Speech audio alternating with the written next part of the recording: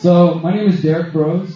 I'm aware that there are probably a good amount of the audience who is not familiar with myself or my work, and that is always one of my favorite talks. Because, it's cool to talk to friends and people who already know who you are, and you already know, like, hey, we agree on things, we're on the same page. That's fun. But for me, it's also fun to start a new conversation, to learn from you guys, see where we can line up. So I'm going to give you a little bit of background since some of you are new. I'm going to rush through the background so we can get into the important stuff. So before we do that, as has been mentioned, we're touring the country right now. We just started on Thursday night in Austin, Texas, then we were in Dallas. I want to say this is the most people we've had at any of the stops so far, so thank you guys. I counted earlier, there's at least 90 people, including the children, because those young minds, I probably care about reaching them more than I care about reaching the adults. We have 90 plus people here today, so thank you guys. We had 80 plus in Dallas and 60 plus in Austin, and it's not a competition, but that's cool. People are ready to hear ideas, right? Yesterday on Friday we had a lady in her middle 80s and a young dude that was 19 years old. So just to kind of give you a range of backgrounds and people and demographics, and I think that's really important because the whole goal of this tour, the name, the Activation Tour, isn't just a marketing gimmick or a cool word. We're really hoping that as we come into these different communities, some like your communities here are very established already. A lot of y'all seem to have networks. I know many of y'all have support groups, maybe through church or just through different community means. And that is something that a lot of other places are lacking. They're at the kind of beginning. They're just now like, we need to get our crap together. We need to start growing food. We need to, have strong relationships outside of the government. So I feel like everybody around here is probably ahead of the game a little bit. So congratulations on that. But we're going around the country. We're going to visit 28 cities over the next 2 months. 25 left after today. And we're going to be sharing meditation. I'll tell you why we do that meditation and that prayer in just a moment. We're going to be doing meditation. I'm going to be giving talks. But also, every city that we visit, we're trying to contribute and give back in some way. Because the community is so put together here, there's not a lot of work to do. I mean, there's still more work to do, of course. But in these other cities we're visiting, sometimes we're feeding the homeless. We're doing park cleanups, beach cleanups. We have there's going to be a foraging tour in another city. There's going to be one here as well. And I'm still down for the foraging, by the way. Let's do that later. We're just giving back in some way. Sometimes in Austin, we were out in the streets of downtown with flyers and signs about vaccine passports saying, hey, we're not going to accept them. We're not here to support those mandates. Anybody here to support a vaccine mandate? The exit is right now. No, but I do want to say before I go any further, can I get the unvaccinated to the left here and the vaccinated to the right? Before we go? Thank you, guys. I'm just joking. Nobody moved, by the way, so that's good. So we're traveling the country, and we're going to be volunteering everywhere we go, doing community garden work, helping the homeless population, cleaning up parks, cleaning up beaches. We're doing meditations, and I'm giving this presentation. This presentation today is called, This is What We're Facing, and This is What We Can Do. So that's what we're going to get into today. That's what we're going to be traveling the country for the next 2 months. And a couple of folks have mentioned that I did this 3 years ago in 2018 and in 2017. In 2018, for some reason, me and Miriam got the bright idea to tour the country with 54 cities, and that was a beautifully exhausting, stressful time. But it was wonderful, and I got to meet some of the people here tonight on that tour. We also did it in 2017. At that time, in 2017 and 2018, the ideas that I'm going to be talking about, which are almost identical to what I was talking about back then, I don't think people were ready for them yet. I think that people understand the need for community and the value in that, but things were crazy 3 years ago, but not COVID-1984 crazy, right? And now all of a sudden in the last year, a lot of the ideas and the things we're going to talk about, including the Freedom Cell Network, have just exploded exponentially. People around the world, like I said, young and old, from India to Australia to the United States to Mexico, are ready to get organized and are very concerned about the steps that their governments are taking, that corporations are taking with these governments, what it means for the youngest generations, and how we can do something about it. So that's why I'm here. We decided, we got 2 months on our schedule. Young, got the energy, the time, and thankfully we had community support. We were able to get a sponsorship to help us pay with some of the costs. Let's do it. Let's travel the country and talk to people about this. Let's see what we can do, right? It feels like the most important time than ever to do this. So that's what we're doing here today. As I said, the talk is called This is What We're Facing and This is What We Can Do. Now, I want to give you a brief background. I'm 36 years old. I've been an activist, freelance investigative journalist since 2010. I'm from Houston, Texas originally. As Miriam mentioned, we live in Mexico, but we come back often to Texas. And I started waking up at the end of 2009, 2010, questioning the government in general, questioning things like 9/11, questioning things like Big Pharma, questioning, all the things that many of us here have concerns about, let's say. And that rapidly changed my life, and pretty much I just couldn't look back. At that time, I had been managing a restaurant. The owner of the restaurant wanted me to franchise it and kind of turn it into this big thing for him. And when I started to have this experience of waking up, it just literally felt like I've been asleep my entire life. I think that's why we say awake, because that's the feeling you get. It's like, what the heck have I been doing with my life? I was 24 at the time, and the job didn't matter anymore. I literally had to figure out how to survive, because from that day forward, I was committed to researching. I was committed to finding solutions. It felt like it's not enough to know the problems. I need to figure out what I can do about this. How can I help other people? And I went to my friends and my family and said, hey, have you guys heard about this? Do you know what the Federal Reserve is? Have you heard about this thing or that thing? And I found the one friend who didn't think I was crazy, and we started an activist group called the Houston Freethinkers. And from 2010 to 2018, we were very active in the city. I'll say that we made Houston the only city in the country to kick the TSA off the buses, because they tried to bring the TSA to the bus line. And we were successfully able to kick them out of town. Thank you. That's definitely one of my finer moments, I think, of us organizing as a community. We basically just, hey, they announced this program. If you ride the bus to the city, your bags can now be randomly searched. They're going to bring drug-sniffing dogs. They can ask you for an ID anytime they want. And it was just like, whoa, this is crazy. And so we quickly organized. We got some lawyers together. We didn't ask the government for permission. We showed up at the Metro Bus Company's board meeting with 200 people until they shut the program down. And that was a beautiful thing. That's kind of, I think, where a lot of people started to hear about my work and the work of Houston Freethinkers. Because of that, I was on InfoWars and Alex Jones' show a couple of times back in 2011, 2012. And so I've just committed my life to this. And along the way, I started realizing, you know what? I like journalism. I like putting cameras in politicians' faces and watching them run or squirm. I like investigating and asking questions that nobody else will. And I was, because of my persistence, I have a radio show in Houston now on 90.1 FM in Houston. It's called Freethinker Radio. I've produced about a dozen documentaries, mini documentaries. One's called The 5G Trojan Horse, about 5G. Another on the reality of child trafficking. That I did a couple years ago, and just numerous documentary projects. I've written these books here. One of the books, How to Opt Out of the Technocratic State, is what we're going to be focused on today. You can download it for free at theconsciousresistance.com/how-to. All my books are downloadable for free. And along that way, I started this idea after creating the Freethinkers. I wanted to do something different with journalism. I wanted to not, I didn't want to follow the mainstream, of course, but I wanted to be able to talk about, if I wanted to talk about meditation or prayer, then I wanted to be able to talk about it. If I wanted to ask, are UFOs real? Then I wanted to do it. If I wanted to ask why the government is committing so many crimes against its own people, I wanted to do that. I wanted to do real journalism my way in an honest way, and that evolved to be the project that I call the Conscious Resistance Network. And I started that in 2013. Now, I want to kind of connect it to what Miriam was just doing a moment ago, because I said I started to wake up in 2009. But the truth is that I actually woke up before then, but in a very different way. In 2005, I was 20 years old, and I got addicted to crystal meth. And I've been depressed most of my life. Most of my early years were spent visiting my father in prison for his drug addiction. And, it was a familial thing. 3 generations of Broze men with drug addictions, mother's side, alcohol problems. And it was just something that was very common for me growing up. And because of that situation, visiting my father in prison, him making promises and not keeping them, I was just a super depressed kid. I started cutting myself when I was a teenager. I just started, at the end of, I was really smart. I graduated high school early and did all those things, but nobody knew that about me. I was the crazy kid at school who was getting in fights because I was so messed up inside. And I just had all this stuff I didn't know how to deal with.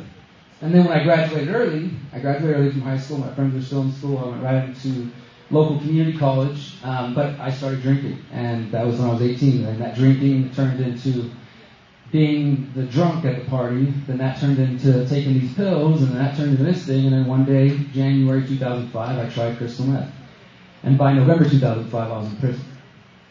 And I really just hit rock bottom. That's just, let's keep it short and simple. I hit rock bottom. I ended up losing, relationships, trust of family and friends, ended up living in a crack house, and just, really in a tough place. But that summer of 2005, I realized I'm not happy. Like, this is not what I want to do. I don't want to go down the same path. There was still a piece of me that knew this wasn't what I was supposed to do. Part of me was so lost that it felt like, oh, the drugs, they're making me happy. That's what I've been looking for. That's where happiness is, right?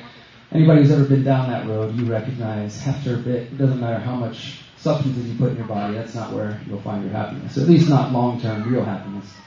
And so here I was, 20 years old, living in a crack house in Houston, 2005, and knowing, like, I got to get out of here. I got to get out of here. And thankfully, the people who were around me, who were also addicts, I was just, when you're in that world, those are the people you hang out with. You don't go hang out with your family and friends when you're on drugs all the time. You hang out with other people who do drugs all the time. And I had to realize these people don't care about me. I really needed somebody to be there for me. I was depressed. I was sad. I just needed somebody to talk to. And it took me a while to realize, like, wow, these people don't really care about me. And so I told them, I'm really trying to quit. Please don't offer me anything. Like, I need to quit. And thankfully they respected that. I didn't have anybody try to push anything on me after that.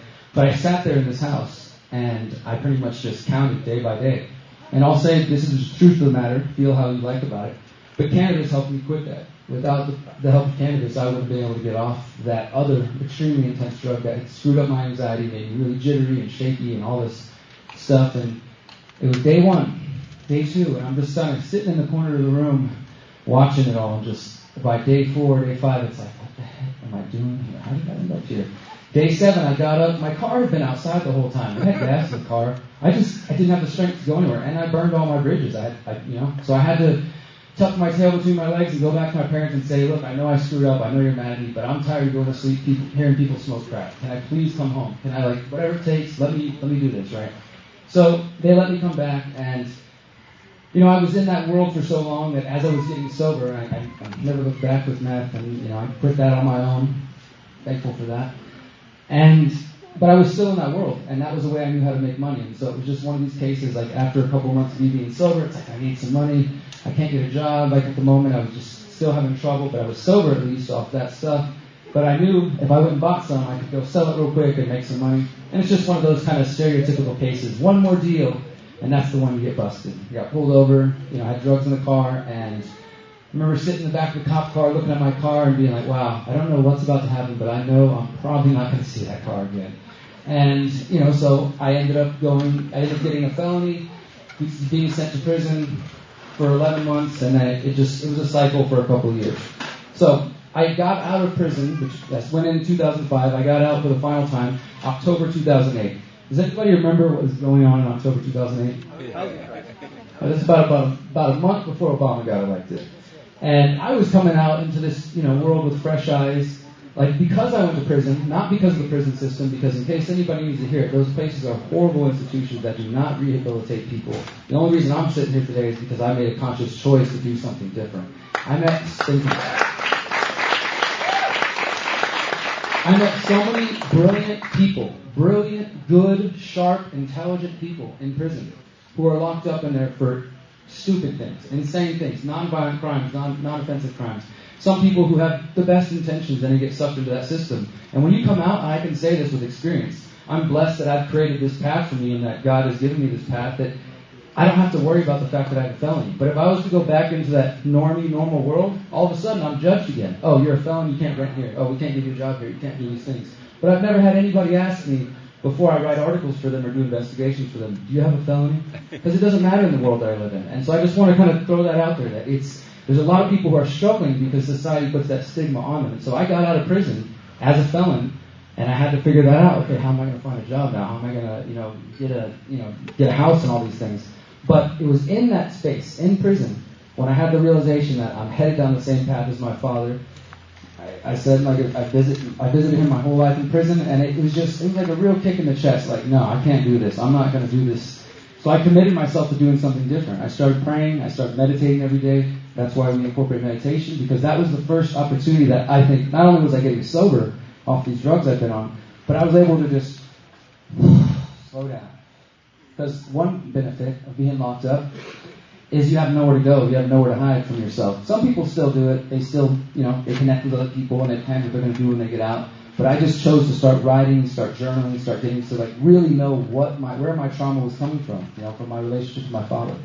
And so I started doing that inner work, and by the time I got out in 2008, it felt like I was a completely new person. It felt like I was just born for the first time, that I was coming outside and I was looking at the sunset and the clouds, and it was like, wow, this is just, I was able to enjoy life, and for the first time say, I love myself. I think I'm a pretty good person. That took a long time to be able to say that out loud. And so the reason I share all that with you guys before we get into the real message for today is because I know some of you don't know my background.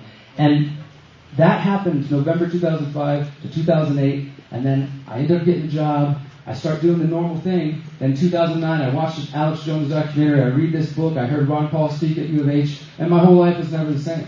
And here I am today.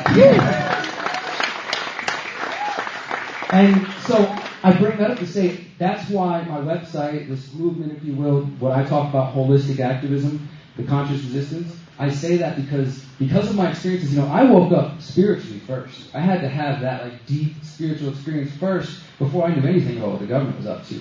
Then later that came, and for the first couple of years of my activist life, I was living a dual life. I had my activist friends over here, and we'd go do end the Fed rallies and marches or protests or whatever. And then I had my prayer, meditation, spiritual friends over here. And it felt like it was always two different worlds. Because I'd be out here on the streets with my friends and we're holding signs and we're chanting. And I'd say, hey guys, you want to go to a prayer circle, meditation circle later? And they'd look at me like I was crazy. What are you talking about, man? We're just here to protest. It was just this, it wasn't what they were into, right? And also a lot of the people I was meeting at that time were, I think, more atheists, or I don't know what it was. They just weren't interested, let's say. Then I would be at my spiritual circles, and I would say, have you heard about this new bill that they're trying to pass? Have you heard about this new police violence or whatever the issue was that I was concerned about? And they'd say, don't talk about it. You're going to manifest it. Don't bring it in. And it was like, okay, let's just put our heads in the sand, right? So for a while, I had two different worlds. All right, I won't talk about my spiritual interests to my activist friends, and I won't talk about my political interests to my spiritual friends. And then in 2013, I just had one of those nights. I'm sure some of you have had these. You're up late watching YouTube videos, way too late, you can't sleep. And this phrase just came to me, the conscious resistance. And I realized that I could no longer live these two lives. That to me, the struggle and the effort that I think many of you here are after, even if our end goal looks a little different, I think ultimately we're all at, who's here, who wants a more free, better, a just world for these kids and for ourselves? Is anybody here interested in that? Right, so now if we went around the room and said, well, what does that look like to you? We'd get a lot of different answers. And that's okay, though. But we recognize we're all after that same goal. And as long as we don't initiate force or violence or harm on each other, then we can agree to disagree. We can have healthy dialogue. That's fine. And I love that. I love being around people who I don't agree with and who I can still sit there and be an adult with. Because too many people, I think, are just big children who don't know how to communicate in a healthy way, unfortunately, and that's caused a lot of problems.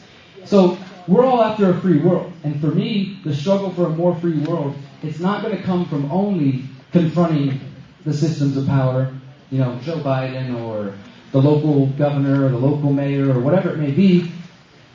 It's going to come from the combination of doing that inner work that I was talking about that I had to do when I was in prison. And that looks different for everybody. I don't care how big and manly of a man you are. Everybody has doubts, fears, and insecurities that we all hold on to, and they all express themselves in different ways. They look different in different ways. Some things that, some people say they have trouble speaking and they get a little nervous when they come up here. That doesn't bother some people, right? We all have different things that might hit us and affect us in different ways. And those doubts, fears, and insecurities can be paralyzing. They can also be ways that people can manipulate you, the state can manipulate you. Because really, you have to recognize that what we're seeing with COVID-19 I tend to try to have compassion to the other people who are supporting this agenda, because a lot of them aren't cheering on, yeah, we're all going to be slaves. Their compassion is being played on. They think they're being compassionate. A lot of them truly believe that they are doing what is best for other people, and that's a good thing, but it's being manipulated. And so that's what I'm saying, like our doubts, fears, insecurities, our idiosyncrasies, they can be manipulated by other people. So it's important for us to know where we are right here. Because if you would come to me and talk about some of the things we're going to talk about tonight, when I was in the midst of my depression and my drug use, I would have heard you and said, wow, the government's doing that? Holy crap. But I was too busy being sad and depressed and addicted to drugs. So I wouldn't have been able to do anything about it. My point with saying that is there's a lot of good people that we know in our families, in our networks, who might care about these things, who might join us in this beautiful, wonderful fight if they could just get over their own little thing. Some people, I have family members, 6 days a week they're working out of town to pay for the bills for the 3 kids and the wife, and they come home for the one day, less than 24 hours, they pack up and they leave again. Where do they find the time to come to something like this? Where do they find the time to build community? They feel trapped. They feel like there's no way out, right? There's so many people who are dealing with different situations. So I really do believe that we have to work on our individual internal trauma, what I like to call the internal tyrant, because sometimes this tyrant can be worse than anybody out there. Work on that internal tyrant, as well as continuing to expose the physical manifestations of power. So to me, the two of those things together are what I call the conscious resistance. And that is why we try to incorporate meditation and just, even if you don't like the word meditation, if that's not your thing, sit here and pray. Pray with the Creator and just find that quiet space. That's what it's really about. So that hopefully the ideas that we're about to go over have a little more impact. I'm just planting seeds tonight, going out there. And I'll try to water them throughout the night too, and we'll see what they turn into. So let's talk about what we're up against. Oh man, it's been an interesting year and a half. So, starting in March 2020, we were told there is a global pandemic. Some countries started immediately locking down in the sense of no exit or entry into the country. In the worst cases in Italy and Australia, people are not allowed to leave their own homes. Curfews, cops in the grocery stores checking your basket to make sure you only have essential items. In the United States of America, at least a couple examples that I remember that made the news. Who knows how many other ones did make the news. People being placed with ankle monitors on their feet in the United States of America, Kansas, to make sure they quarantine. Quarantine hotels in Canada, quarantine hotels in different parts of the world, forcibly quarantine people. And look, like I said, I've been to prison. I saw pictures of some of the meals they're feeding people in there. They're worse than prison meals. In prison, at least you get a couple of different options, right? This was like, I don't know, it looked just like throwaway food, the ones I saw in Canada. Quarantine hotels, calls for the new normal that includes the idea that people like us who want medical freedom, health freedom, bodily autonomy, my body, my choice, right? Who want those things are the enemy, are the problem, or at the very least should be pushed to the fringes of society and not treated like a respectable, intelligent person. Censoring of alternative views who ask questions about these. Censoring of anybody who prepares or presents an alternative to the shots. My YouTube channel was deleted last October 2020, and I've had that channel since 2010 or something, and been growing a following, all that stuff. And yeah, that sucks. But the thing that really hit me about that is just understanding what that really means. The first video I got deleted off YouTube last year, the first strike I had, was Miriam introduced me to this doctor. His name is Dr. Cheng. He's a Chinese doctor. He's from China, but he works in the U.S. and China. And he had been doing research on vitamin C. He's been treating people for years with intravenous high-dose vitamin C, which in the United States we're told, don't do that, you're going to die, it's horrible for you. But he's got plenty of research and data showing, look, we're treating people with it. This is before COVID. But then COVID hits, and so in China they start treating some of the patients over there with intravenous high-dose vitamin C, which they're doing it through an IV fluid, way more than you're told is safe, because your body really can't handle more than we're told. And same thing, people recovering within 24 hours. So he starts his own YouTube channel. This is not a conspiracy theorist or anything like that. This is just a doctor, medical doctor, created a YouTube channel, and a real small channel. Nobody was paying attention to it. But I did an interview with him. It said, please explain to me. We're having this global pandemic. It was March, April. How can I help people navigate this? You say vitamin C will help. Tell me all about it. So we did a 30, 45-minute interview breaking down how this can help and him giving some advice. That was the first strike I got. First video deleted off YouTube. The reason? Because it doesn't coincide with World Health Organization policy. So the World Health Organization, which as I'm sure you guys know is funded by the Gates Foundation, the majority and others, doesn't believe that you should know that vitamin C is an alternative to the shot. So So those are just some examples. I could go on and on, but I know you guys have seen it. People, probably some of your favorite content creators being deleted, censored, and it's not just that, right? We could sit here and say, well, they're private companies, but I don't think that argument holds up, because if you look into the origin of Facebook, YouTube, and Google, they come from the intelligence community, Silicon Valley. I encourage you to look into that more. So next time somebody says they're a private company, I don't know if we can really say that if you're taking money from the government to get you as big as you are and you're taking government technology. But anyways, this censorship is only one part of the bigger piece of the puzzle. And they actually start to give this thing a name, this agenda a name. You guys have probably heard of it.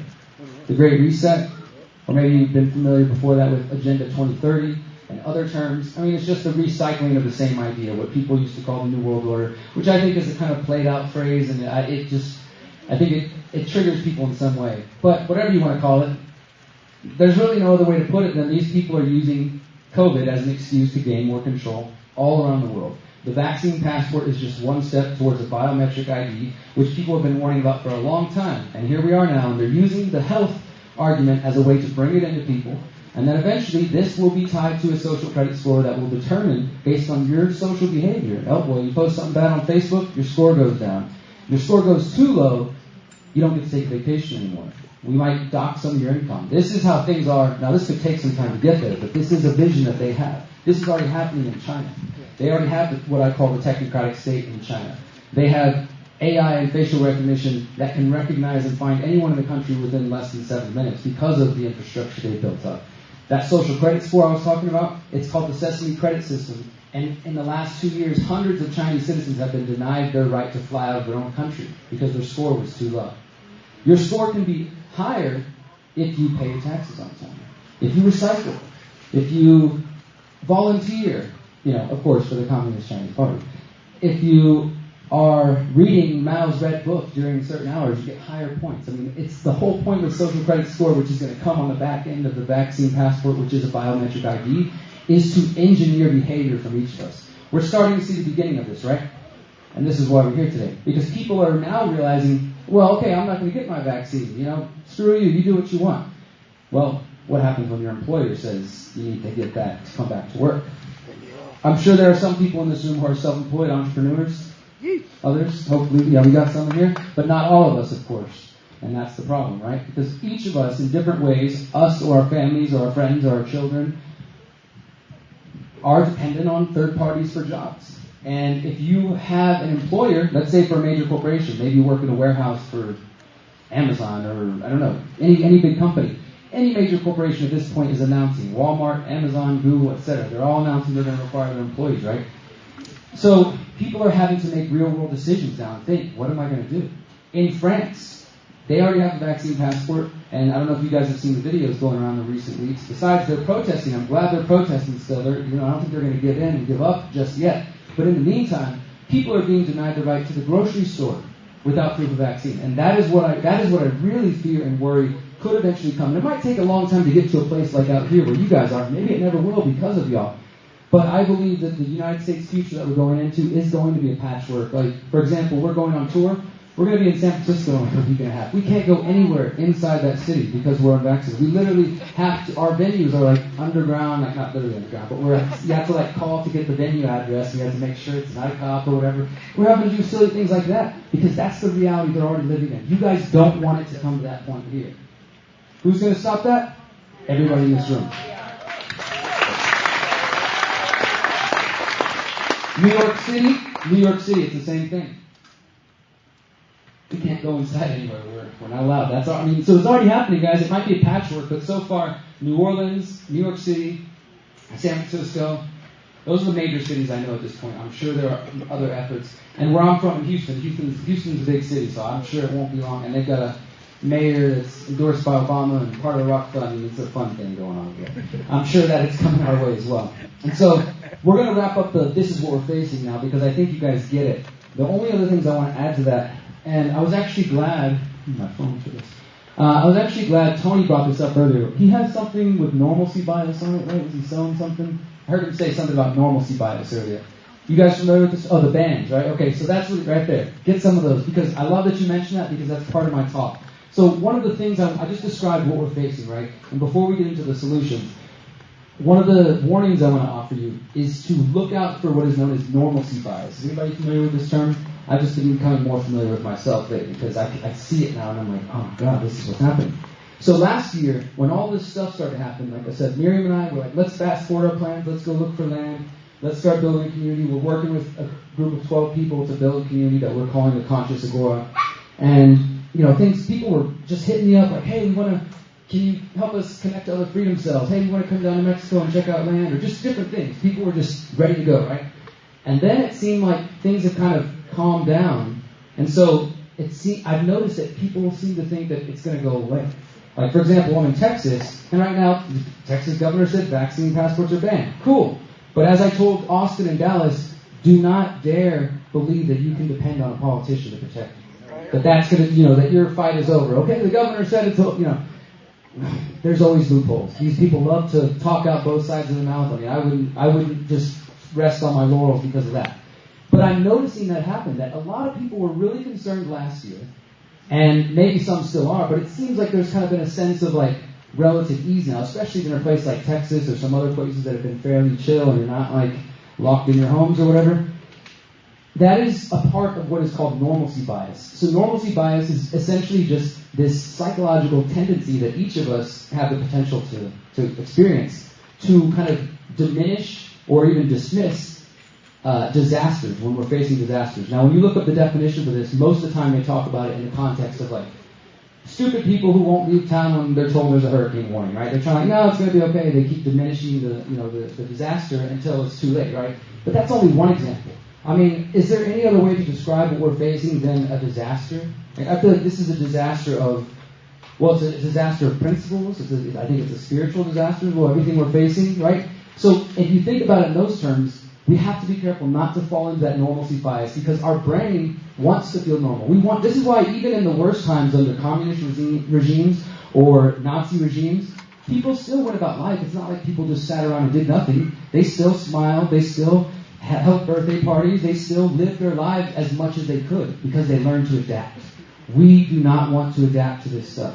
Do not allow yourself to fall into this sense of, okay, the masks aren't so bad. Or even if you don't like the mask, we accept it, right? Because it should never be normal to go anywhere and see masks on kids.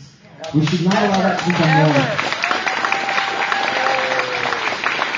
So that's my first little just humble warning is just to do not allow yourself to fall into normalcy bias. I know some of you have probably been prepared for these things for years, but maybe you can help your neighbor out now. Maybe you can start building your freedom cell, your community that we're going to talk about tonight. So that's one thing. The other trap I want to talk about is what I call the defeatist trap. And in the Conscious Resistance Trilogy, my book there's a chapter called the rabbit hole trap. And it's about this in general, how when you start going down the rabbit holes and asking questions, there's different kind of traps that you start to learn after you've been at this for a while. The main one I want to talk about is what I call the defeatist trap.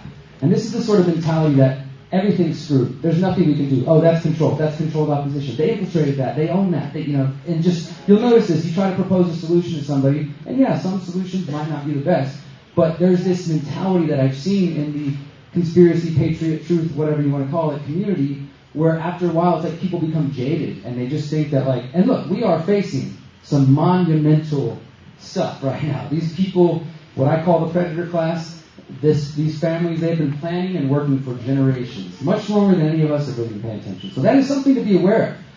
But, as my grandmother always told me, where there is life, there is hope.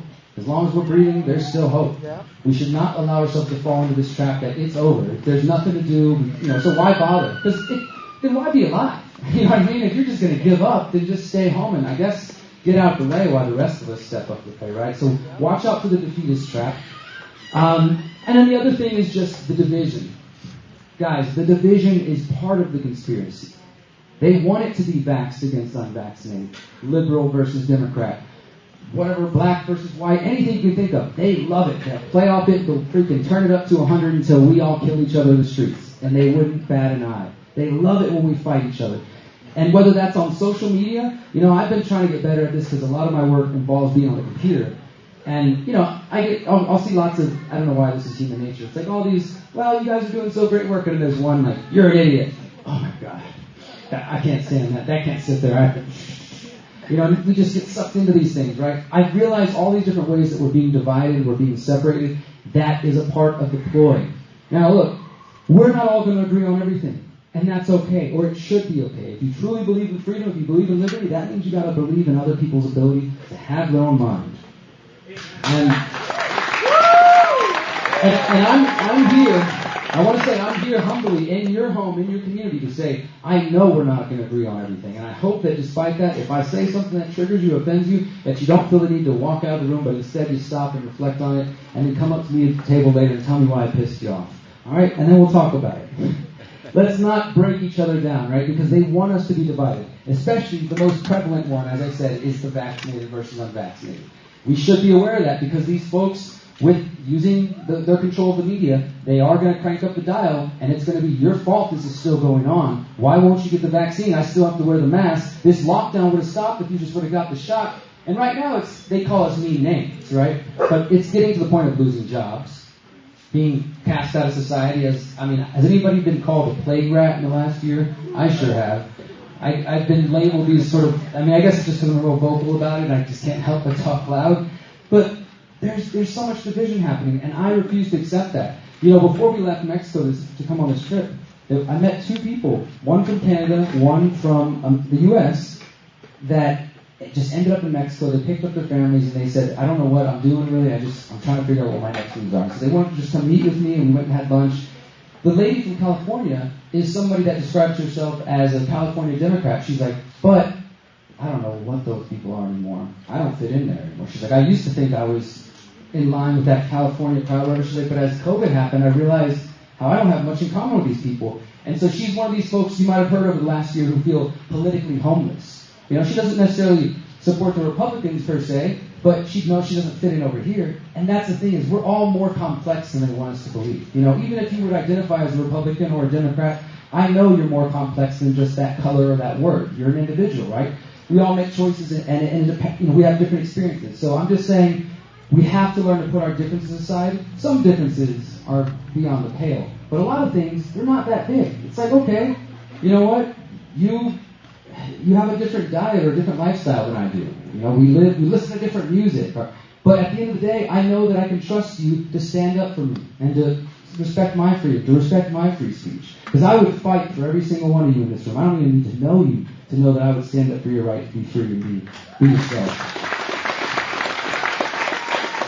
So let's be careful without falling into that division. So normalcy bias, defeatist trap, and division. If we allow ourselves to fall into those, the technocracy, the Great Reset, Agenda 2030 will swallow us whole. And what I mean by that is these people have a vision. They've been planning for generations. If we choose to just stand still and try to be neutral on a moving train, you're going to get swept up into their vision. Because this world that they're creating is, the shot's just the beginning. After that it could be anything. Jump through this hoop if you still want to be a part of society.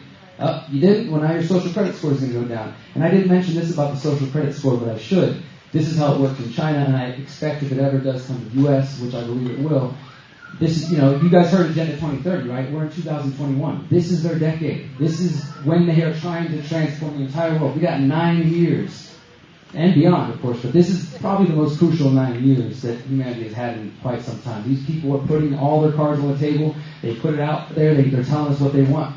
And they want a social credit score. They want to be able to socially engineer to pressure you to do what they want, to be an obedient citizen, because that's what they need to run this machine. In China, it's not just that your score will go down if you post things on social media against the government. That's definitely one way you'll get in trouble. But it's also your parents and your friends, the people who associate with you, their score will go down too. So think about that. You're somebody like me that's like a loud rebel, and you're like, I don't care, whatever, they can take my score down, I don't need their system, right? But then what happens when your parents, your siblings start saying, dude, I can't see you anymore, because if I keep hanging out with you, I'm not going to be able to go on vacation, or I'm going to lose my right, my privilege is what they become. Because that's what they do in China. If your score goes too low, you can't access public services.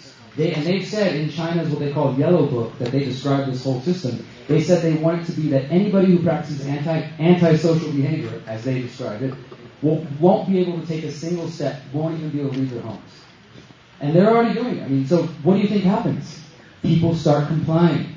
because they're dependent on that system. And that's what we're here tonight to talk about, how to not be dependent on that system. Because if we just stand still and we don't take steps to get away from their system, what I call exit and build, we're going to get swept up in it. And you can cry and complain, but like I said, we can't let it get to the point where they're checking our groceries for essential items. We can't let it get to the point where they're saying you can't get inside the grocery store unless I see your stamp or card or whatever it involves. I mean, I think it's, from the research I've done, it's definitely going to become an implantable device. They're working on wearable for health, and the next step up that will be implantable, that they expect people to get. Who knows how long it'll take to get to that, but all the technology exists. Bill Gates is funding it. All the people tied to this are in support of that. They want that. You can call it the mark of the beast, call it whatever you want. The point is it's coming. And if you don't have a proactive plan, if you're not forward thinking, you might get caught up in that. So I've said enough about the problems. Let's get to the solution. Thank you guys for being here. Thank you so much. All right. Okay, I'm gonna give you two options before we go further, because this is the key stuff. Everything I said before, if you were asleep, that's fine. Wake up now. Do you want the 30-minute version? I don't know how long I've talked already. But do you want the 30-minute version, or like, you want the full thing? Okay, let's do it. It won't go an hour, I promise, but it'll probably be 40 minutes or so, because there's a lot of concepts, but this is the stuff that matters. So, my book, How to Opt Out of the Technocratic State, I'm not just here to study the book, like I said. Download it for free. I don't care if you ever pick it up. Download it for free, print it out, do whatever you want with it. I released it in January 30th, 2020. I wrote it at the end of 2019 because as a journalist, I've been paying attention to this stuff for a while. There have been people much smarter and more intelligent than me warning about the rise of AI, the rise of facial recognition technology. And look, I love technology. I use technology to broadcast my work. I appreciate it, right? But there are some buttons, some levers that when you press, they can't be undone. There are plenty of people warning right now that we really need to think about the world that the Elon Musks and the Jeff Bezos and the Bill Gates want to rush us into. This world of AI. Have you heard of the phrase the Internet of Things or the Internet of Humans? These are things they're working on, concepts that the World Economic Forum, the people behind the Great Reset, are pushing. So I've been aware of these concepts for a couple of years, and I decided, I need to write a book that can focus on solutions. It's not going to be a book talking about the problems, and it will be really short and simple to the point. And that became what is called How to Opt Out of the Technocratic State. I had no idea about COVID, of course, like any of us. That book was published at the end of January, and then 2 weeks later, or about a month later, they announced COVID. And it's been my best-selling book so far. It's been translated to Spanish and French. And I think it's not because, I hope it's well-written, but I think it's because it's just extremely timely. Because now, as I said earlier, the concepts I was talking about in 2017 and 2018, particularly freedom cells and exit and build, what we're going to talk about, people like Tyler, who spoke earlier, they were ready for that. He was organizing in Salt Lake City, the Salt Lake City Hive, they called it. We had different hubs popping up. But people didn't feel the need. Now, everybody sees why we need community, why we need to not be dependent on the system. It's hard to be like, yeah, man, one of these days I'll unplug. When you got 200 channels on TV, you got internet, you got AC, life seems pretty chill. You're like, what are you talking about, man? Things are fine. Like everything, I got food in the fridge, there's no, but we need to think ahead. We need to think beyond just this present moment. One of the concepts I'm going to touch on as well is the 7th generation principle. So my family is native to Texas, and I'm indigenous. And one of the principles that we're taught in our traditions is the 7th generation principle. And that, as simple as it means, it just means that we think about that generation right there, that little one right there. And who's the oldest in this room? 70s? Anybody in their 70s? 80s? So someone in that last group was the oldest. So from your generation to that generation, that's the terms I'm thinking, right? And when we think about 7 generations, it's basically that you think about the way your actions today are going to affect not only the people here, but the ones coming after us, right? Because in the most literal way that we can think of, the world that they're going to be born into is 100% dependent on what we do.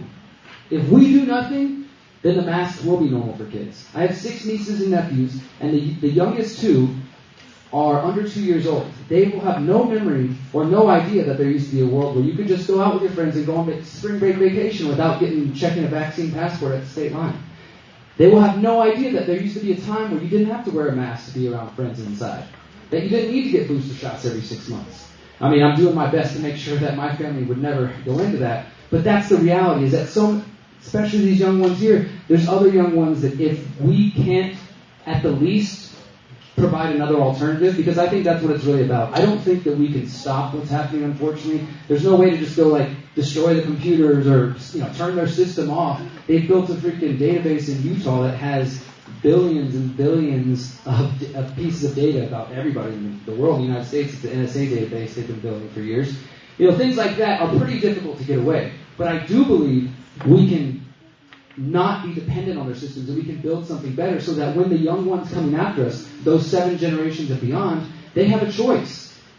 There's this world over here. Do you want to go live in the smart cities, technocracy, social credit score, or do you want to come live over here where we got community?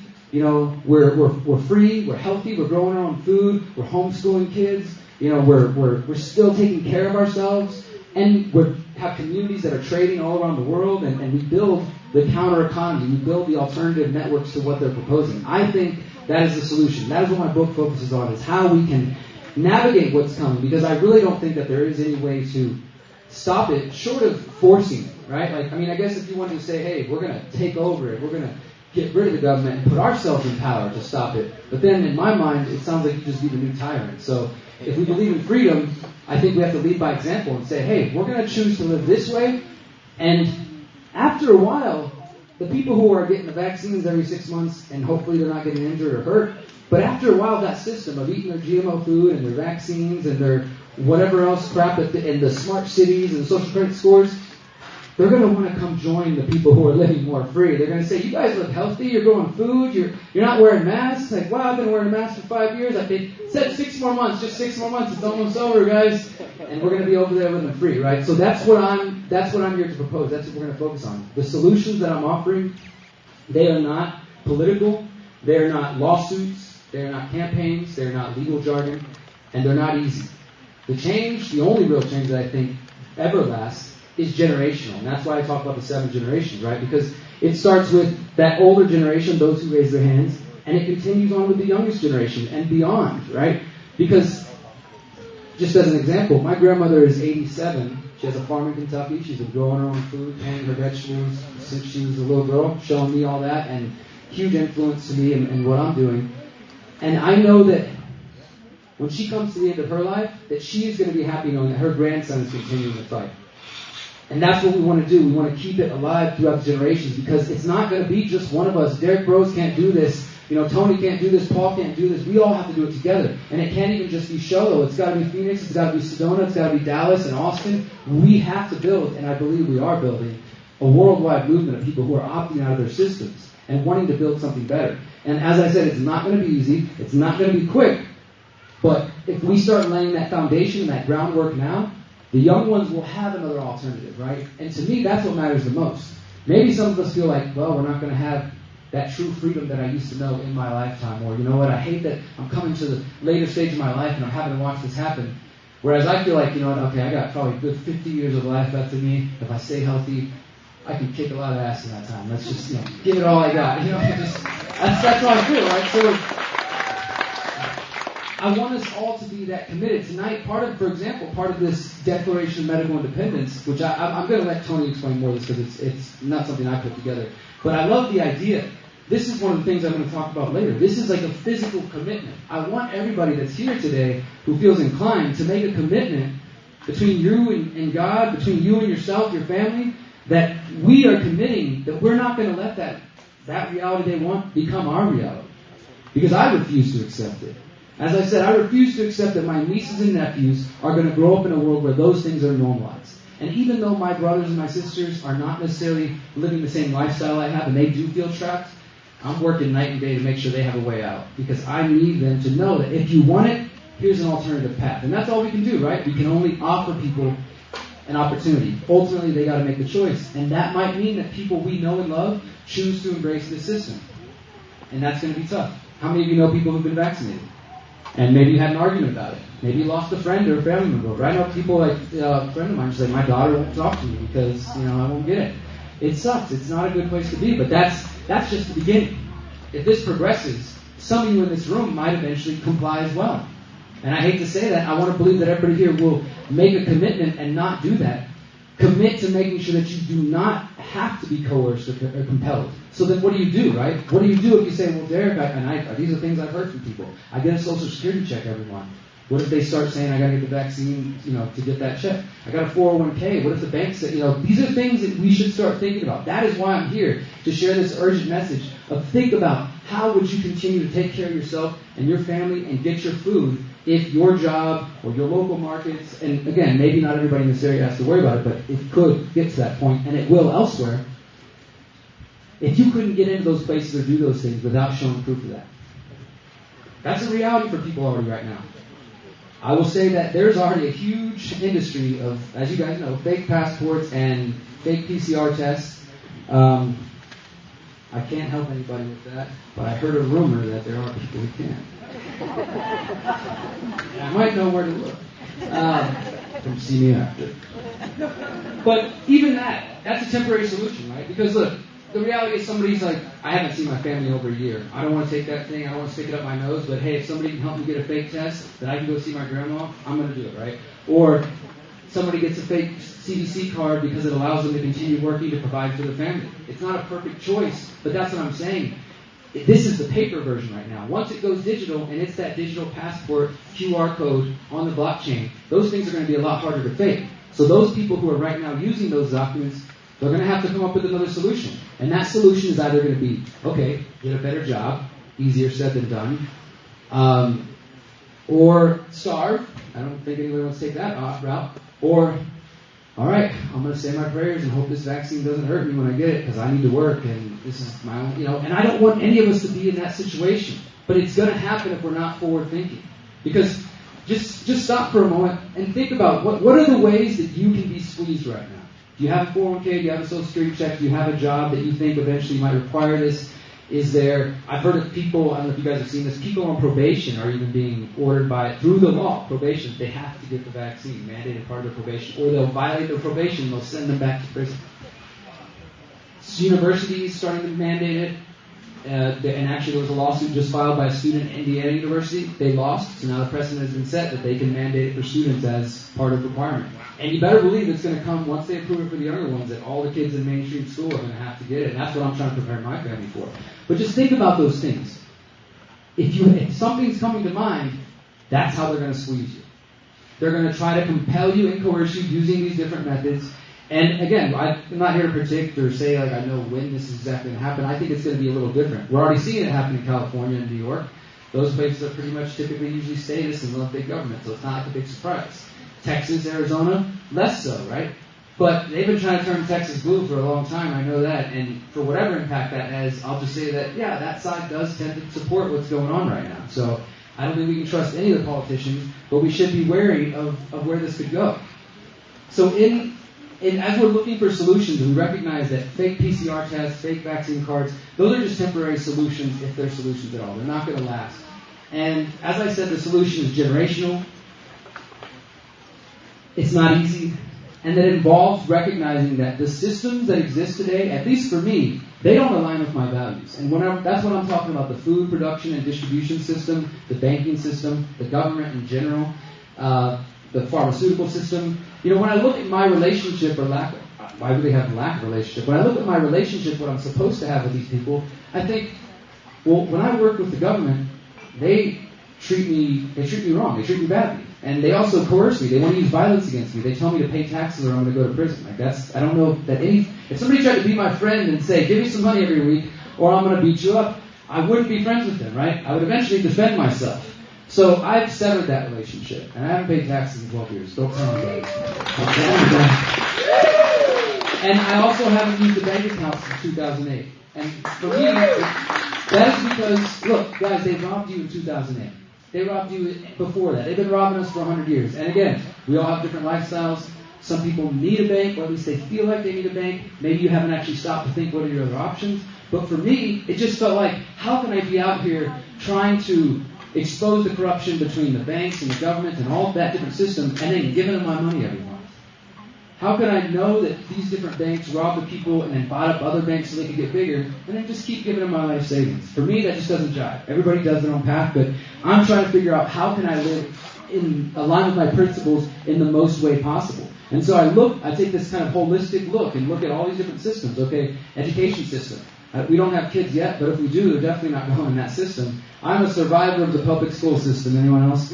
And, so I'm not going to endorse or support that system. And I also understand, though, that not everybody feels like they have an opportunity to homeschool.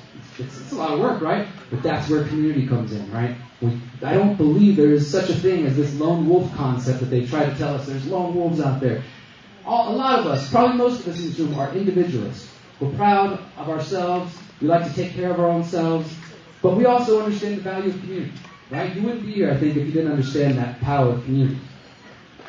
So the lone wolf doesn't exist because we can't get through this on our own. There's none of us that are going to make it through this, one individual. It could be one family, because a family is a community as well in some way. We've got tight-knit families or a collection of families. My point here is that community offers a solution for getting out of the schooling system. That community offers an alternative for getting out of the mainstream economic system, the Federal Reserve System, the banker fractional reserve stealing from your pocket every single day through inflationary policies system.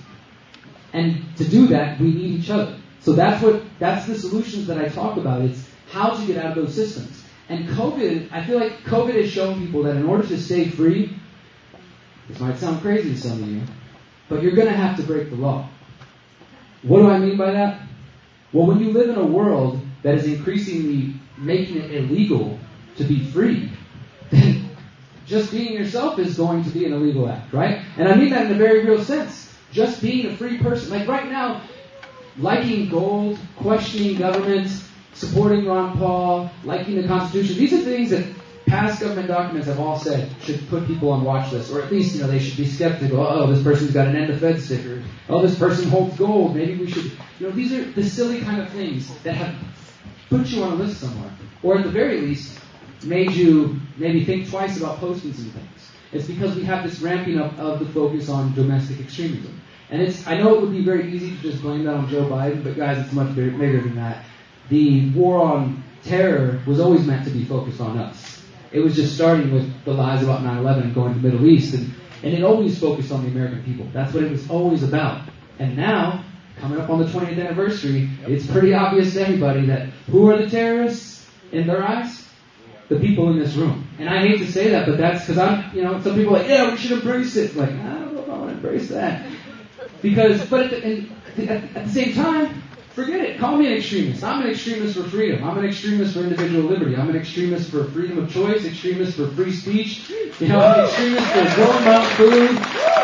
I'm an extremist to say that you should have a choice what you put in your body, these kind of things. Yeah, if that makes me extreme, then fine, I'll embrace that. But my point is we should recognize that the system we're facing is making it illegal to just be a free person. And so the examples I gave of the PCR test and the vaccine passport, that itself that's what I'm talking about. People are technically breaking the law, but are they harming anybody? I would say no. And this is why, personally, I don't live my life according to the law. Now, obviously, I don't just go out and kill or harm people, because it's wrong. But I don't need the government to tell me that. I just know that. That's between me and the Creator. And I also know that I have God-given rights that allow me to live freely. And so long as I don't harm anybody else and impinge on their God-given rights, then we should be fine, right? So I don't need the law to tell me what's right or wrong. And when I, theoretically, help somebody get a PCR test so they can travel to see family, there's no victim involved in that. It's two free individuals saying, hey, you have something I would like? Cool, let's exchange that. We have an agreement. Done. There's no third party. There's no need for any individual to be involved in that. Technically, according to the state, what we just did was illegal. And one of us, or both of us, should go to prison for it. But I don't see the harm there. So that's how I live my life. That's sometimes known as the non-aggression principle. Just self-ownership. Again, the idea that if there's no harm between individuals, it's just voluntary consensual relationships. I feel that way whether we're trading PCR tests, tomatoes, cannabis, what have you. I think if it's a consensual, voluntary relationship and exchange, then the government shouldn't be involved in that in any way.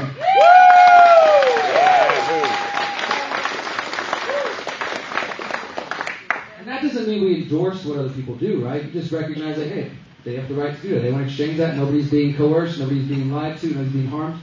So when you understand that, though, then that's what I mean about breaking the law. The law is becoming increasingly irrelevant. I think people are finally seeing that the law is simply the people in power's opinion enforced with guns. Because it can change on a whim, right? I mean, you can go. That's why you can go from one country or state, and the law can be different. It's just what some tyrant decided at the time, and they got enough people to say, yeah, we'll agree to that, and then they ignored the rest of the people. That's what we call democracy. So I don't pay too much attention to that. Now, so the reason I say that is because it gets into now the strategies that I want to propose. In How to Opt Out of the Technocratic State, I talk about 3 main paths you can take. And there are many others, but 3 kind of main root paths. One of them, I think, is what most of you who are here have already chosen to do. And that's what I call hold down the fort. Right? So we're facing technocracy. We see everything that's coming, extreme surveillance, facial recognition, AI, social credit scores, vaccine passports, all this stuff on the horizon. Holding down the fort means that you're in a position where you feel like you've got community, you've got family, you've got friends. For one reason or another, you're not leaving. If you're like, this is where I'm at, this is where my roots are at, I'm here to build, we're going to build local community, or something like, for example, here and some of the places we visited lately, I wouldn't move if I lived there either. They got popping things going on. They're doing potlucks, they're doing farm days, they're just doing all kinds of awesome stuff. So much stuff. They're doing homeschooling. I would stay there too. So that's what hold down the fort is. If you're looking at what's coming in the future and you're thinking strategically, the best path for me and my family is to stay here, to hold down the fort, build here locally, and I think we need a lot of that because if everybody just ran to one location, it's probably not the best strategy. Plus, we need this everywhere. So that's holding down the fort. The second strategy is what I call exit and build, or sometimes you can reverse it and talk about building and exiting. So exiting build just means what I was describing a couple months ago. Exiting from the systems that don't align with your principles and building something better. Or supporting those who are building it. And again, this is a generational change. It's already happening though. We're already seeing people creating homeschooling networks, people creating networks for healthcare, people creating so many different alternative networks out of the system. And some of it is through our website, the Freedom Cell Network, and other groups and other organizations. But the idea is that if you recognize, now exit and build can be the systems, but it can also be your local area. For example, if you say, I live in a community and I've been here for 10 years, 15 years, my whole life, and I've been trying to organize. Nobody wants to organize. I tried to do events like this, nobody came. I tried to do garden days, nobody came. I tried to do a protest, nobody came. I can't find anybody on the Freedom Cell Network in my area. There's just nothing here for me. Some people really feel like that. I get emails from people who say that. And sometimes, at the end of the day, it's like, hey, you might have to make a move. Like, maybe that's just not the spot for you. Maybe there is a better community for you. Maybe you got to expand your reach a little bit and go out to the next town over or something like that, right? So that's what exiting and build is about. If you look at your local area and you realize there's not much hope for liberty here, or there's no network at the moment, you can either say, hey, I'm going to hold down the fort and be the one to build it from the ground up, but that's time intensive. It's exhausting. I mean, it can take a lot of energy and time and persistence and discouraging, times to persist until you finally get a group of people to come out and you start organizing. It takes a lot of effort. Sometimes you'd rather just exit and go to some other place and build. And so that's, some people come to Mexico, some people come from Canada to the U.S., and people are making moves all over the world right now because they're feeling like we might be locked down soon again. We might be in a place where, like, hey, I can't even leave the state of Texas or leave the state of Arizona without... Because think about that. If California as a state initiates vaccine passports, well, then you can't go that way without showing that. And what if it happens north? If you end up in a position where, like, literally your state is the only place that you can go without having to do that. I mean, I guess it's still a big state, but it's still a prison as far as I'm concerned. It's still not... Even if you're never going to leave, it's like you want to know you can leave, right? You don't want to know the door's shut and locked on you. So, holding down the fort or exiting and building. And there's a third path, which nobody here has chosen, thankfully, but I felt like it was worth including in the book. And it's called Apathy is Death. Because doing nothing is going to get you killed, and it's not going to help anybody.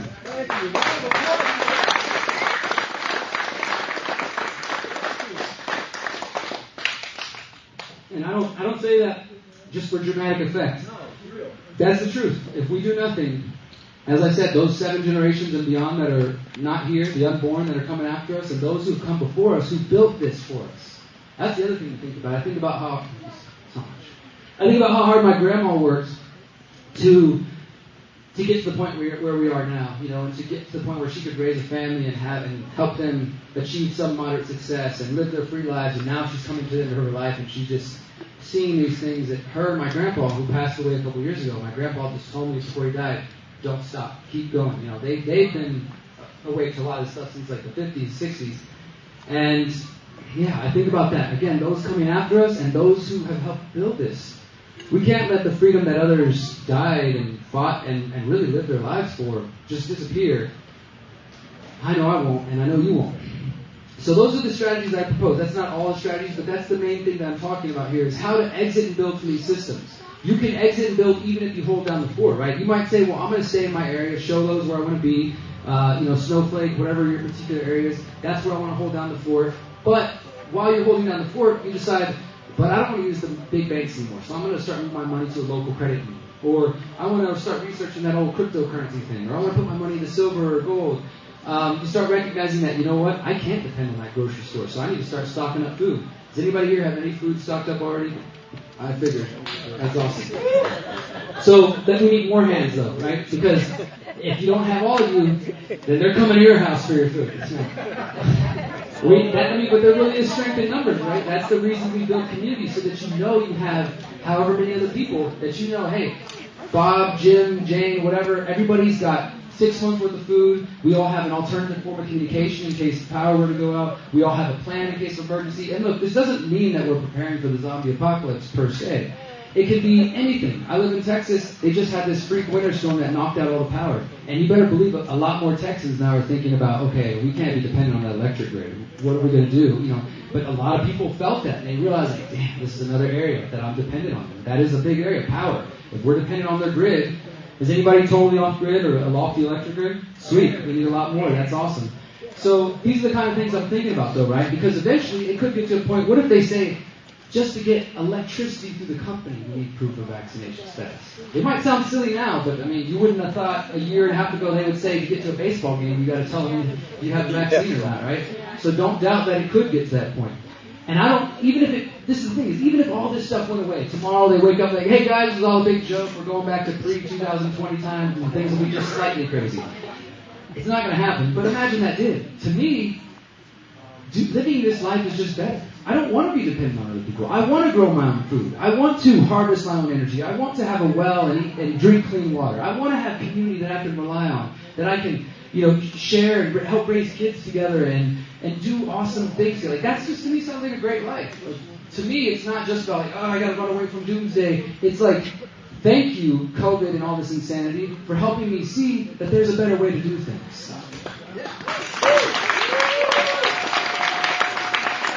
I just make that point because I feel like sometimes, when I'm talking about like preparing stuff, like I don't want it to come off like doomsday or whatever. Like obviously we're facing some tough things, but either way, I just think this is a better strategy. As I mentioned with my grandma, she's been doing that her whole life, and there's been a lot of demonization the last like 10, 20 years of prepping.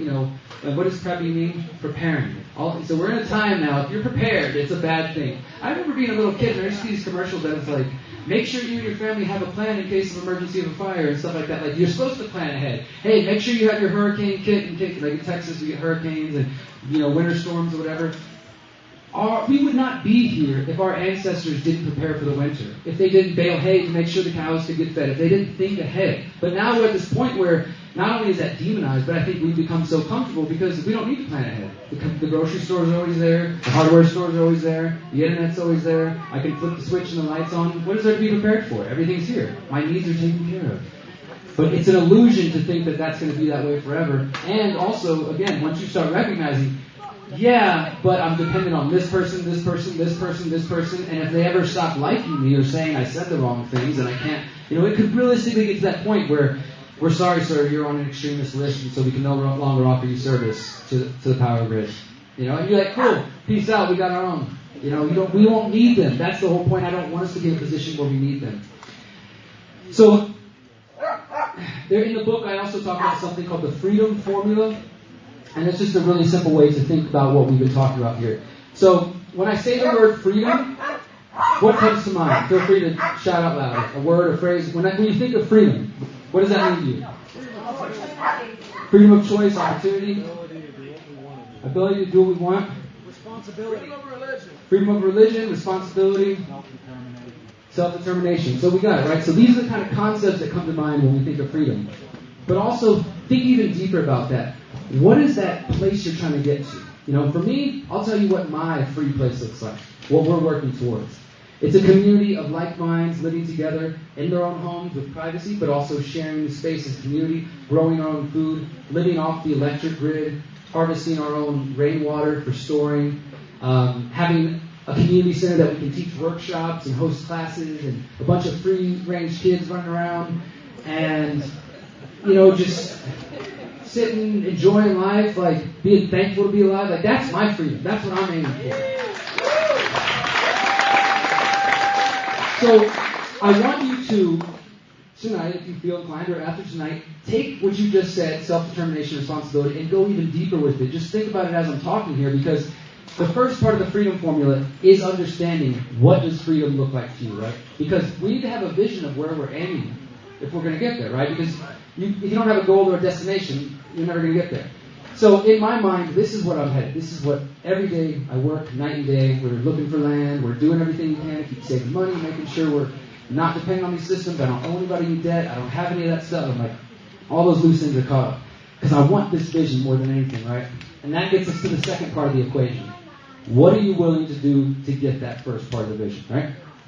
Me, I'm willing to do anything and everything. As I said earlier about making a commitment, I have committed to myself from the moment I woke up at 23 years old to do anything I could to stop what's happening, to help other people see what's happening, and to promote solutions. Because it just felt like important from the very beginning. Like, I don't want to come up to you and tell you all these crazy things without saying it, but here's something we can do about it, give you something to go with and feel a little bit empowered. And I committed to doing anything to make that happen. And so that's what created this tour. Everything that I have is because of the Creator and because of my effort to make it happen, right? Praying for it and then making it happen. And that's the level of commitment that we each need. That's the level of commitment that we each need. So you need to first understand, what is your vision? What is that freedom looks like to you? Imagine it. However old or young you are, what do you want to spend the rest of your life doing? What does that look like? Then add that to, well, how much work are you willing to do to get there? You might have to make a lifestyle change. You might have to go to a meeting sometimes, even if you feel awkward being around other people or you don't like talking in public. You might have to learn a new skill. You might have to, imagine this, spend time around people with different opinions.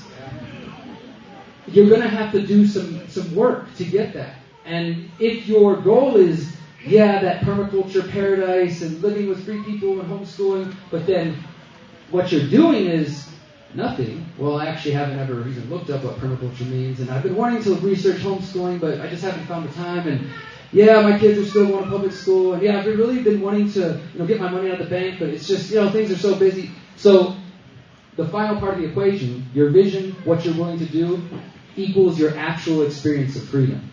So you can have this nice vision, but if you don't do anything to get it, your experience is not going to look like what you would hope. But if you're willing to commit anything and everything you got to put this, especially those of you with kids, to say, look, I'm not letting this happen. I'm not letting my kids live in that reality.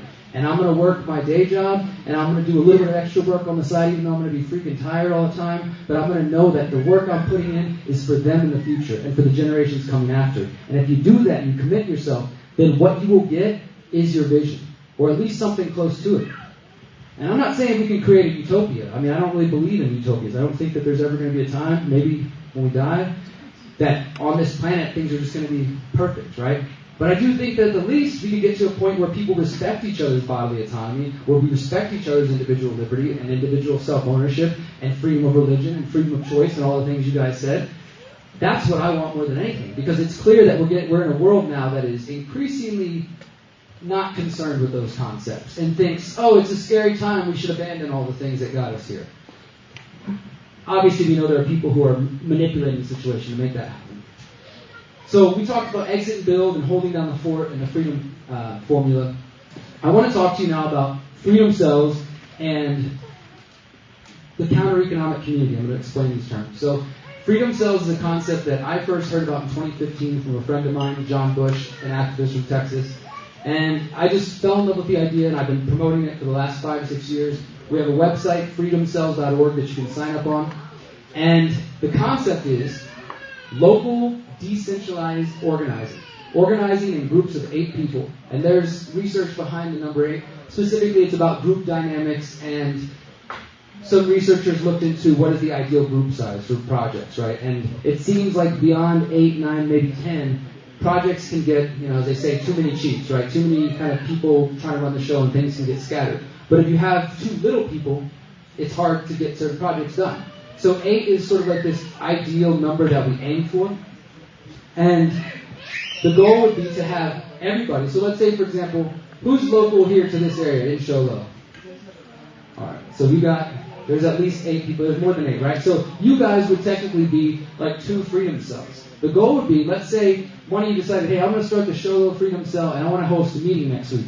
And everybody who's in Showlow comes out, and you guys as a group, whether you have 5, 6, or 8, 8 is an ideal number to aim, but you don't wait till you get 8. You just start with what you got and build towards that. But the goal would be, y'all get together and say, so what are our interests? What are we going to do? Everybody says, well, we want to make sure we're storing up food. We heard that question last week. We realized that most of us we got no food, and we're still on the grid. So those are our first 2 goals. So the idea would be that your group of 8 starts working on skill sharing, knowledge sharing. It can also be self-defense. It can be educational. We've had some freedom cells that are parents and they're just focused on how to raise the kids and homeschooling. But the concept is that we're organizing these local groups of 8, and it's happening all over the world now. We started out in 2016. The website at the moment has over 25,000 people from around the world. For one reason or another, it's really big in India, really big in Australia. Even though they're totally locked down, they're still organizing and trying to fight back. And it's growing in the U.S., growing in Mexico and other places. And so you start with your first cell, what we call your inner cadre. You have your group of 8, right?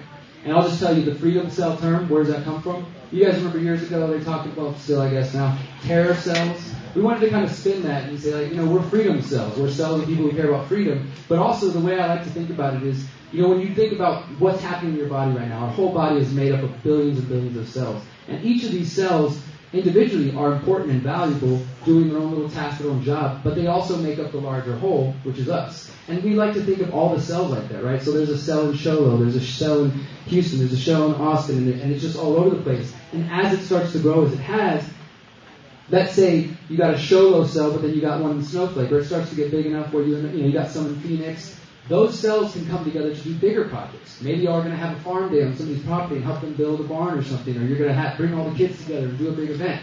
Those cells come together and have a good time together. They organize, but it is mainly about like goals and holding each other accountable. So there's no one centralized, no leader in the group per se.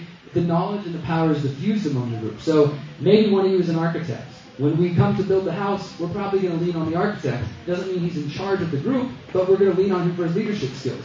When it's time to go can the vegetables, we're going to work with the person who has those skills the most, right? So you can share skills with your group, you can share knowledge, share resources if you like, whatever. Ultimately, it's a decentralized concept, so what you make of it is going to depend on your resources, your environment, and your interests, right? Some people, like I said, are parents, so their focus is that. Others are, into farming and gardening, so they pretty much focus on that. And some cells do a little bit of it all. And I want to mention the defense part, because I think it is an important part. It's also the most controversial part about freedom cells, that in the times we're living in right now, especially since Biden has come into office, we've had people step away from the Freedom Cell Network and ask us to delete their accounts off our site because people are getting scared. I would, again, don't fall into the defeatist trap that, yes, we should be aware of what these people are saying, they're calling us extremists, but hiding and letting them scare you away is not the answer. That's what they want. They want us to be afraid to associate and talk to each other, but instead we need to push harder and come together more than ever, right? So I believe, though, that one application of freedom cells could be to defend and protect each other.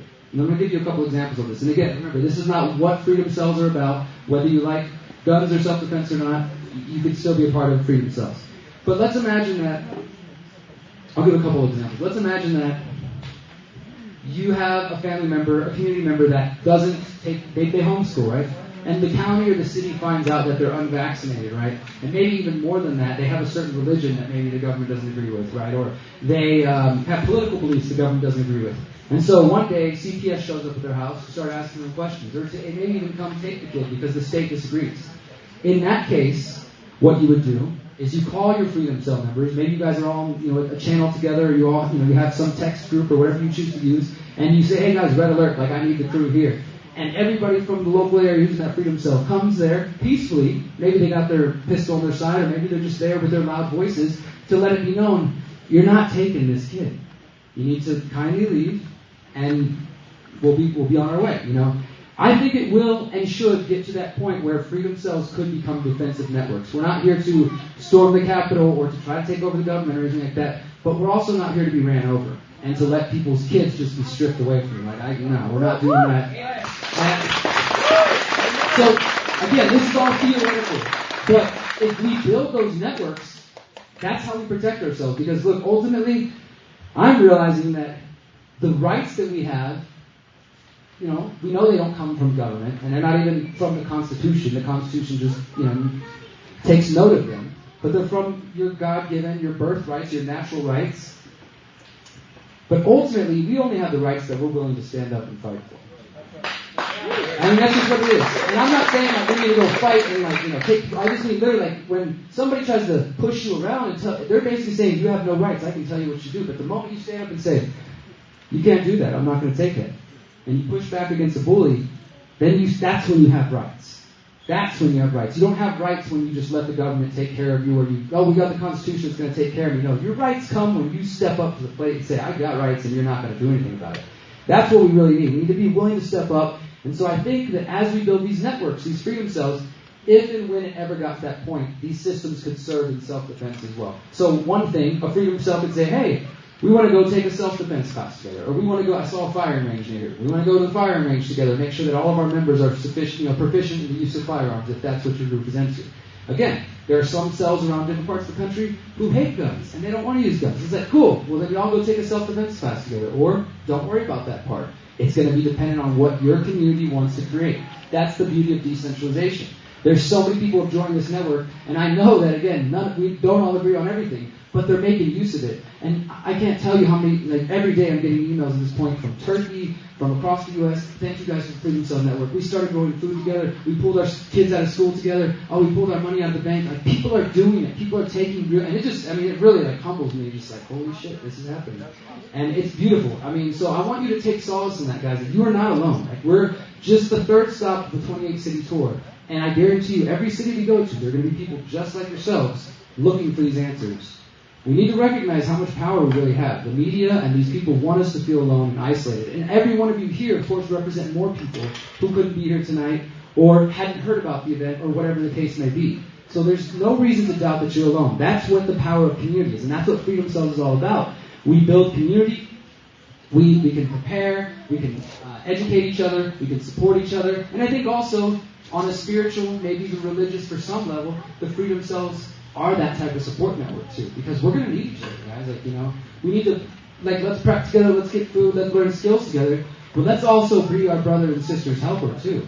Let's uplift each other, let's motivate each other. We're going through some rough times right now, and it's really important as well, I think, to have compassion. Back to the not falling into division. Have compassion. Think about the fact that there are people right now who have been living the last year in utter terror. Some of us might know some people.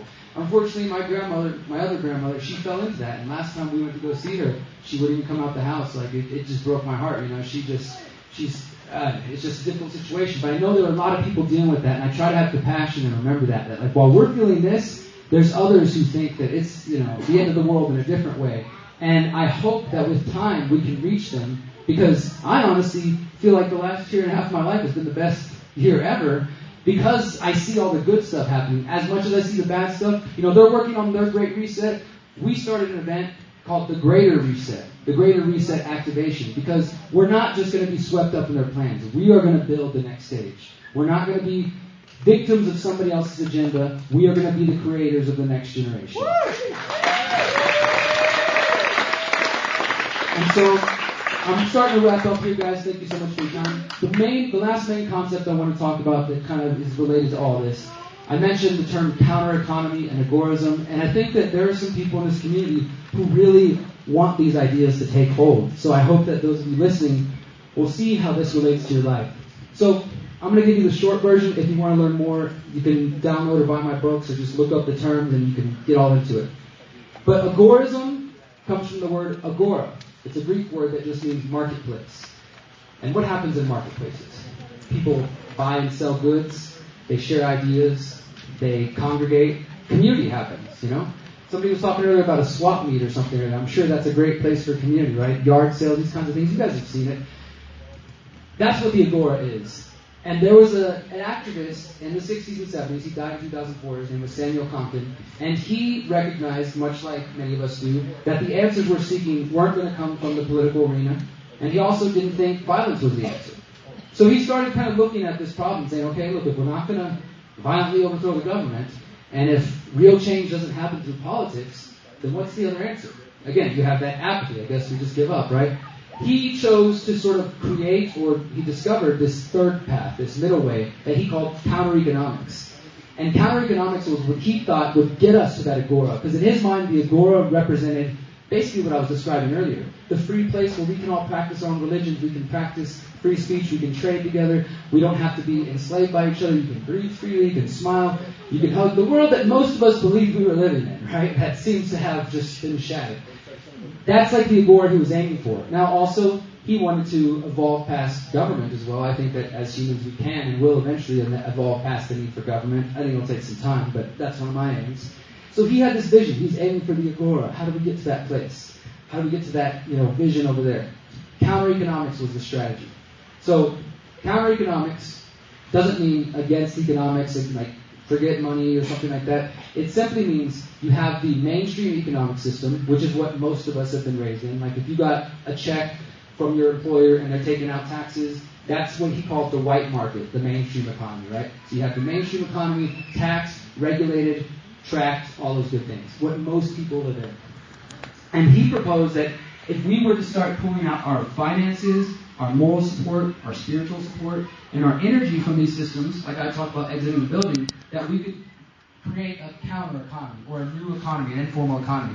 And he didn't just think about this theoretically. He found real-world examples of how this works. I'm going to give you a couple of them. First, late Soviet Union in Russia, as the Soviet Union was beginning to collapse. In part, one of the reasons it did collapse is because no matter how much the Soviet Union communist tyrants tried to stop free exchange and free markets, people created black markets. They started trading, illegally. Again, the state said it's illegal, but people did anyways. Even people who worked for the government, they would, maybe take a bribe on the side, or they would buy foods that you're not supposed to buy, or you're only supposed to buy through the official channels.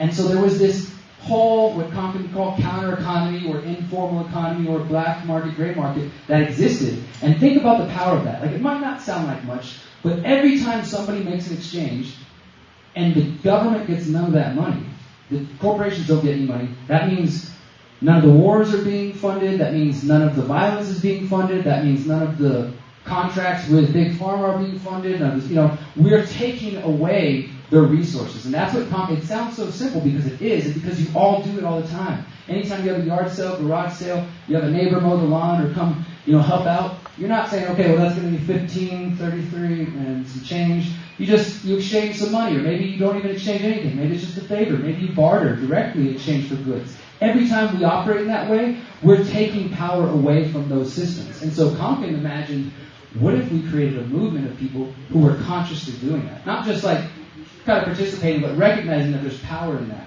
And so he was writing about this in the 60s and 70s. He published a couple books, and then he died in 2004.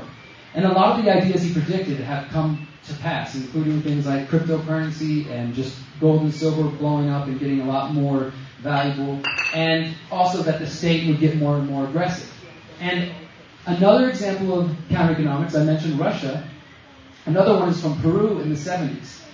There was a lot of turmoil going on in Peru. It seems like the communists are always involved. This one was like the Maoist communist terrorists basically were taking over Peru, and they were attacking anybody who didn't want to be a part of their system. So the people who rejected communism, a lot of them were indigenous people and kind of the lower classes who didn't want anything to do with it. They basically exited the cities, they went to the countryside, and they started to build like shanty towns, real kind of primitive things at first that eventually evolved into full buildings, and they had like early Ubers where they're doing like bike shares, giving people rides and stuff like that. And they did this all completely untaxed, unregulated. And at its height, this was like $1 billion market of people who were exchanging goods and living, and the government was getting none of that money. So Konkin looked at these historical examples, and now I see it in the real world. Buying a PCR test or getting a vaccine passport or saying, hey, I don't want to participate in that system, that is counter-economics in action.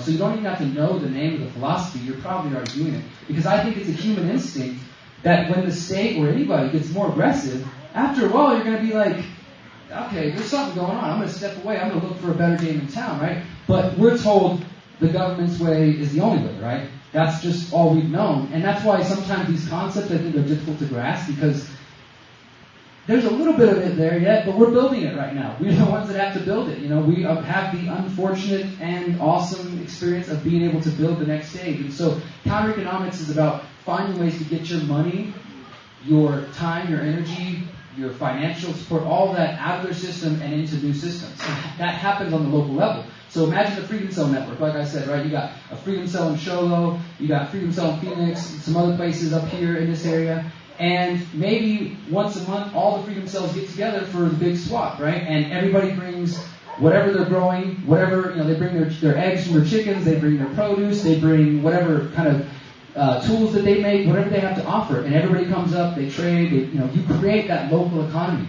That economy isn't going to be the kind of economy that says, hold on, you have to put on a mask at the end of the swap. At least I wouldn't imagine so, right? Or it's not going to be the kind of economy that says, can you show me your vaccine status before I buy these eggs from you? You know, it's going to be local in your community. And again, you guys have some of this infrastructure already, but what I'm here to say is, let's tighten those bonds, right?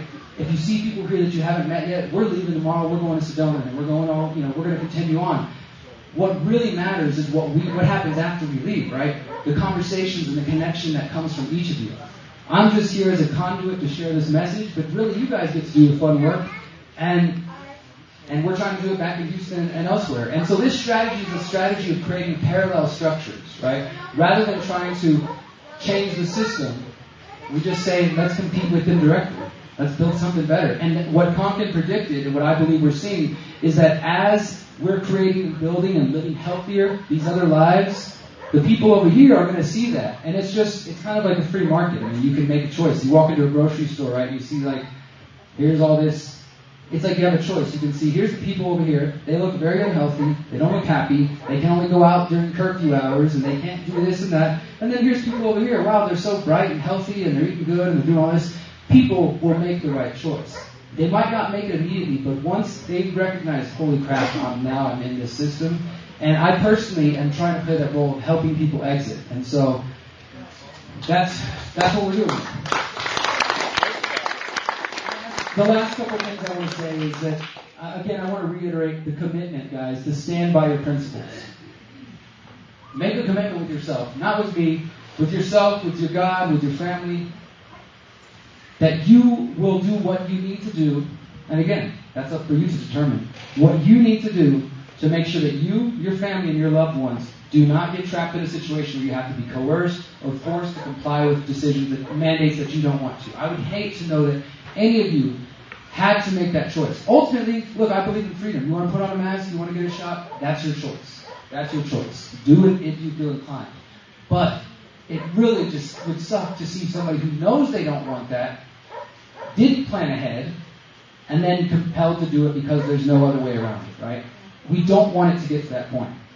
And I don't think it's just going to go away. Remember what I said back at normalcy bias in the beginning? Guys, this isn't going to go away. In case anybody thought this was going to go away, there's more variants coming. There's more, they could go on with that storyline as long as they like.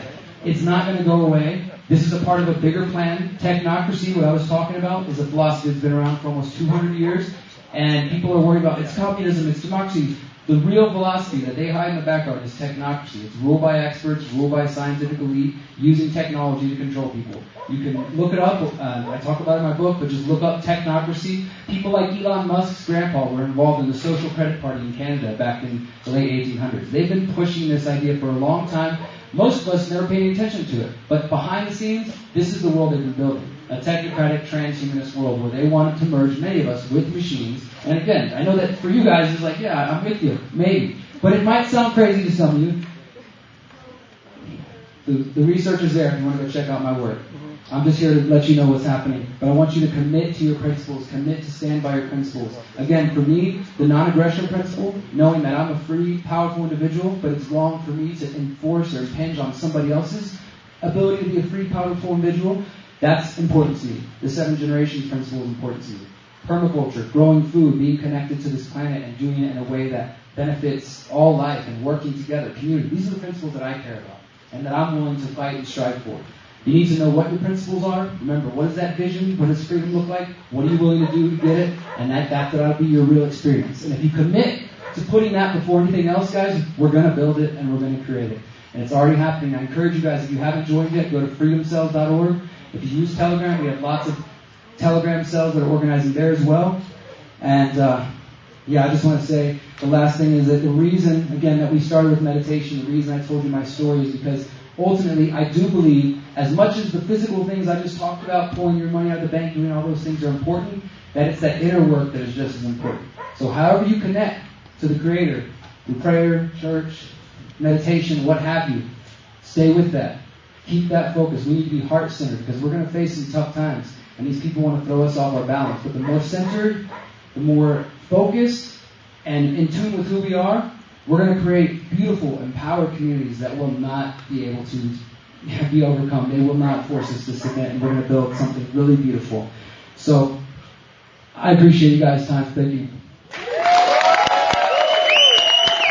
I want to end the way that I always do. If you guys feel inclined to join me with this is the last little thing here. This affirmation is something I was doing since I've been in prison, and it's just something that it's helped me get through some tough times. And affirmations, I just want to say this, they're not meant to just be some mindless, brainless mantra that you just repeat to make yourself feel better. Hear these words that I say. If they resonate with you, then repeat them. If not, that's fine. But this is something that has lifted me up through tough times. And like I said, I went through a lot of depression and pain, and I needed simple things to kind of get me through it, including I tattooed on my wrist, do not give up. And there's been a lot of days when I had to look down at that and read that just to get myself through times. And this affirmation was as well. So I appreciate you guys' time. If this resonates with you, please repeat after me. I am powerful. I am powerful. I think we can do a little better than that. I am powerful. I am powerful. I am beautiful. I am beautiful. And most of all, I am free. I am free. I am free. Thank you guys so much. Woo! Thank you. Let's give a big round of applause to Derrick and Miriam. Please. These guys go all over the country with their food stop in Showlow. For friends that you have.